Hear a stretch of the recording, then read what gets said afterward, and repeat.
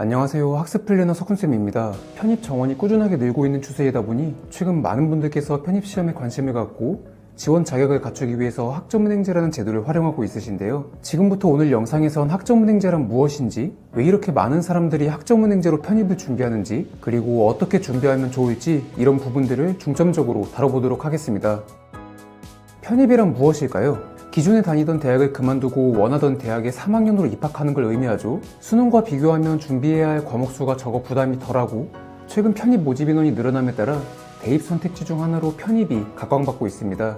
이러한 편입은 크게 일반 편입과 학사 편입으로 나뉘는데요. 두 가지 전형 방식 모두 3학년으로 입학한다는 점은 같지만 지원 자격에서 차이가 있습니다. 일반 편입은 전문대를 졸업했거나 4년제 대학 2학년 2학기까지 수료한 사람이라면 지원할 수 있고, 학사 편입은 4년제 대학교를 졸업했거나 학점은행제로 학사학위를 취득한 사람이 지원할 수 있는 전형이죠. 이처럼 지원 자격의 차이로 인해 학사 편입은 경쟁률이 비교적 낮고, 반대로 일반 편입은 지원 자격의 문턱이 비교적 낮은 만큼 학사 편입에 비해 경쟁률이 높은 경향이 있습니다. 이제 이러한 지원 자격을 갖추기 위해 많은 분들께서 학점은행제를 활용하고 있는데요. 학점은행제는 교육부에서 주관하는 제도로 대학에 다니지 않고도 온라인 수업, 자격증 취득 등 다양한 방법으로 학점을 모아 학위를 취득할 수 있는 제도입니다. 많은 사람들이 학점은행제를 선택하는 이유는 크게 세 가지인데요. 첫 번째는 기간 때문입니다. 일반 편입 지원 자격인 전문학사 과정은 80학점, 학사 편입의 지원 자격인 학사 과정은 140학점이 필요한데요. 수업뿐만 아니라 자격증, 독학사, 전적대 학점 같은 다양한 방법으로 학점을 모을 수 있어서 일반적으로 전문학사는 1년, 학사학위는 2년 정도면 학위 취득이 가능합니다. 그렇기에 기존의 대학 과정보다 훨씬 빠르게 이 지원 자격을 갖춰볼 수 있는 거죠. 다음 두 번째는 효율 때문입니다. 일반 대학생이라면 오프라인으로 학교를 다니면서 과제 제출, 시험 공부를 해야 하고 편입 영어나 수학까지 병행해야 하죠. 하지만 학점은행제의 경우 수업이 온라인으로 진행되기 때문에 편입과 관련된 공부를 할 시간적 여유가 많은데요. 이처럼 편입과 관련된 공부할 시간이 어느 정도 확보됐다는 이유가 두 번째 이유에 해당합니다. 마지막 세 번째는 성적 때문입니다. 학점은행제도 온라인 수업을 끝내고 나면 대학처럼 상대평가 방식으로 4.5점 만점을 기준으로 상대평가 성적을 부여받게 되는데요. 단순히 학위를 취득하려고 하거나 자격증 취득을 목표로 하시는 분들, 즉 높은 성적이 아닌 수료만의 목적으로 학점은행제를 이용하시는 분들도 굉장히 많습니다. 그렇기 때문에 상대적으로 약간의 노력만으로도 높은 성적을 받기가 쉬운 구조인 거죠. 편입시험에서 평가 요소가 학부 성적을 반영한다면 이는 큰 메리트가 되겠죠. 그렇다면 이제 학점은행제를 통해 편입을 준비하시는 분들을 위한 팁입니다.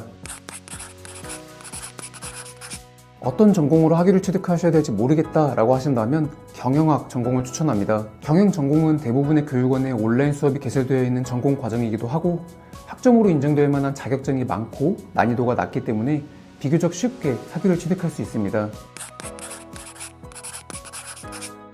일반 편입과 학사 편입 중에서 어느 전형 방식을 선택해야 될지 결정 내리지 못하셨다면 그냥 학사 과정으로 선택해 주시면 됩니다. 일반 편입은 대부분의 학교 모집 요강을 보시면 아시겠지만 꼭 전문학사 학위를 갖고 있지 않더라도 학점은행제 학사 과정 도중 보유 학점만으로 지원이 가능합니다. 이 말 뜻은 내가 학사 과정으로 총 140학점 과정 중에서 7, 80학점만 모인 상황에서 일반 편입에 지원해볼 수 있다는 뜻인 건데요. 그러다 보니 1년 정도 학점을 모아서 일반 편입을 먼저 한번 지원해보고 불합격 시에 학사 과정을 마무리한 다음에 학사 편입으로 마무리를 하는 방법으로 준비해주시면 되겠습니다.